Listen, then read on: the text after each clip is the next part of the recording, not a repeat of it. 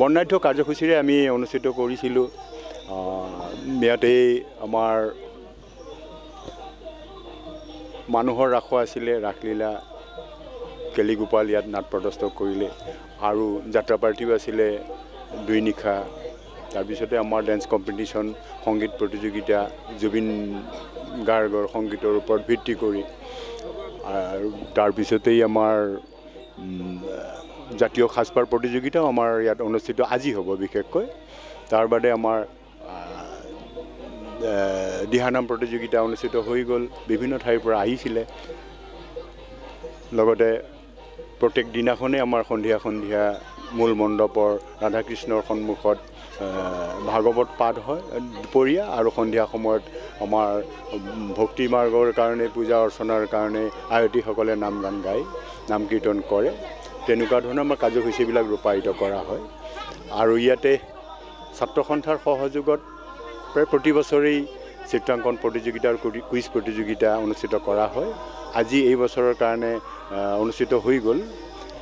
ঠিক তেনেদৰে আগৰ বিগত কেইবছৰৰ নিচিনাকৈ এইবেলি ৪৪তম বৰ্ষটো যিটো আমাৰ 2টা চিত্ৰ প্ৰদৰ্শনী কোঠা আছে, তাতে বিভিন্ন ছাত্ৰ ছাত্ৰীসকলে চিত্ৰ, তেওঁলোকৰ নিজাকৈ চিত্ৰ এইবিলাক তাত আঁৰি থোৱা থাকে, তাতো প্ৰতিযোগিতাটো হয়। ঠিক তাতে যিটো হৈ যায় সেইটো অন্য, আৰু এই 2টা চিত্ৰকলা ফালৰ পৰা মানে প্ৰদৰ্শিত হয়, তাৰ মাজতো প্ৰতিযোগিতা হয়। যি কথা এটা আপুনি প্ৰশ্ন এটা কৰিলে যে এটা এইখিনিতেই আমাৰ মাজত প্ৰতিক্ৰিয়া এটা হ'ল বা এটা ভুল সংবাদ এটা ৰাইজৰ মাজত ওলাই দিলে কেইজনমান দুষ্ট চক্ৰই। তেওঁলোকে আচলতে আমাৰ ক'বলগীয়া কথাটো হৈছে, আমি যেতিয়া তোৰণ মুকলি কৰিলোঁ, আমি যেতিয়া আমাৰ মূল মণ্ডপ মুকলি কৰিলোঁ বা আমি লাই খুঁটা স্থাপন কৰিলোঁ, নতুবা আমাৰ মঞ্চ মুকলি হ'ল, আন কাৰ্যসূচীবিলাক হ'ল, ৰুমে আমাৰ যিবিলাক কৃষ্ণৰ 33 কোটি দেৱতাৰ লগতে কৃষ্ণৰ যিবোৰ লীলা এইবোৰ আমাৰ প্ৰদৰ্শিত হৈছে, এইবোৰ যেনিবা টিভিত বা বৈদ্যুতিন মাধ্যমত প্ৰচাৰিত নহৈ পেলাই অকল এটা মেলাৰ ক্ষেত্ৰত কিবা এটা কৰবাৰ ফুটেজ, আমাৰ ইয়াত কিন্তু কোনো ধৰণৰ যোৱা তেনেকুৱা ধৰণৰ অনিয়মৰ কাম হোৱাই নাই। তেওঁলোকে অচি ছাৰে যিহেতু ইয়াতে চন্দ্ৰপুৰৰ অচি ছাৰে নাথ ডাঙৰীয়াই যিহেতু ইয়াত অপেনিং কৰিলে, তেওঁৰ ওপৰত নিশ্চয় কিবা এটা ঈৰ্ষামূলক ভাৱ আছিলে। এইটো কৰিবলৈ গৈ পেলাই তেখেতৰ বদনাম আনিলে যে তেখেতৰ ছত্ৰছায়াত কিবা এটা আণ্ডাৰষ্টেণ্ডিঙত ইয়াত যোৱা খেল পাতা বুলি। কিন্তু মই নিজে চাইছোঁ, অচি ছাৰ নিজে ঘূৰিছে, DCP ছাৰ বা SCP ছাৰো ইয়াত ঘূৰি গৈছে, ইয়াতো যোৱা কোনো ধৰণৰ হোৱা নাছিলে। কিন্তু এইটো অপপ্ৰচাৰ এটা চলাই মেলি চন্দ্ৰপুৰ অঞ্চলৰ ৰাস কমিটিৰ বা অচি ছাৰৰ বিপৰীতে বদনাম আনিব, কালিমা খনাৰ কাৰণে চেষ্টা কৰিলে। কিন্তু কোনো এজন ব্যক্তিয়ে ইয়াত ক'ব নোৱাৰে যে ইয়াত যোৱা খেল চলি আছে। এতিয়াও আপোনালোকে যদি তালৈ গৈ পেলাই দৰ্শন কৰে, তেতিয়াহ'লে আপোনালোকে অনুভৱ কৰিব, প্ৰেক্টিকেলি আপোনালোকে চাব পাৰিব, কোনো ধৰণৰ আমাৰ ইয়াত অনিয়ম হোৱা নাই। সকলোৱে শান্তিৰে ইয়াত উপভোগ কৰিছে, আনন্দ উৎসৱ কৰিছে। কিন্তু এইটো যিটো এটা বাৰ্তা আহিলে চন্দ্ৰপুৰৰ বদনাম বা থানাৰে বদনাম হওক বা আমাৰ ৰাস কমিটিৰে বদনাম হওক, এইটো কিন্তু আমি আচলতে বৃহত্তৰ চন্দ্ৰপুৰ অঞ্চলৰ বাসিন্দাসকলে মৰ্মাহত হৈছোঁ। এই ৪৪ বছৰে কোনো ধৰণৰ কালিমা আমাৰ ৰাস উৎসৱত বা চন্দ্ৰপুৰৰ কালিমা নাছিলে। কিন্তু এতিয়া যিটো এই তেওঁলোকে কুচক্ৰান্তকাৰী কেইটামান দুষ্ট চক্ৰ, আমাৰ স্থানীয় ব্যক্তিও ইয়াত জড়িত আছে বুলি আমি গম পাইছোঁ, কেইটামান সাংবাদিক, য'ত নেকি আমাৰ প্ৰেছ ক্লাবৰ লগত জড়িত নহয় তেওঁলোকে।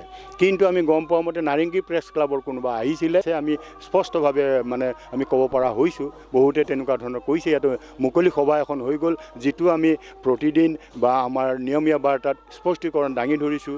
ৰাজহুৱা সভা এখন অনুষ্ঠিত কৰি পেলাই সকলোবিলাকৰ পৰা যিসকলে তেওঁলোকক সাক্ষাৎ দেখিছিলে, তেনেকুৱা ধৰণৰ ফটো উঠাই ফুৰিছিলে, তেওঁলোকে যদিও ফুটেজ পোৱা নাই, কিন্তু বেলেগৰ ফুটেজ আনি ইয়াৰ লগত সংলগ্ন কৰি পেলাই তেওঁলোকে চন্দ্ৰপুৰৰ ৰাসৰ বুলি কৈ পেলাই আমাৰ দুৰ্নাম সানিলে। তেওঁলোককতো আমি ধিক্কাৰ দিছোঁৱেই।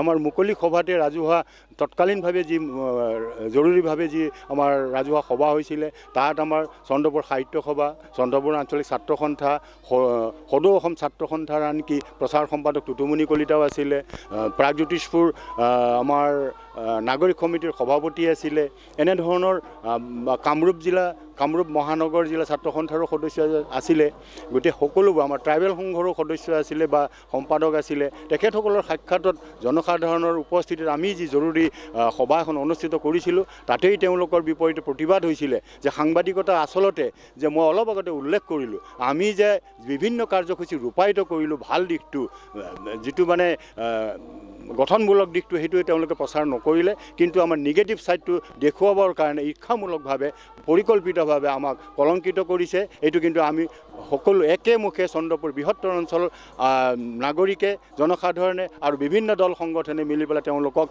ধিক্কাৰ দিছোঁ। ভৱিষ্যতে এনেকুৱা যাতে তেওঁলোকে কালিমা খনাৰ কাৰণে প্ৰয়াস নকৰে। চন্দ্ৰপুৰ বাকীৰ কাৰণে যিটো মংগলজনক আমি আচলতে ভাগৱত পাঠ কৰিছোঁ বা ৰাস উৎসৱ কৰিছোঁ, ইয়াতে কৃষ্ণ লীলাৰ কাৰণে কৰিছোঁ।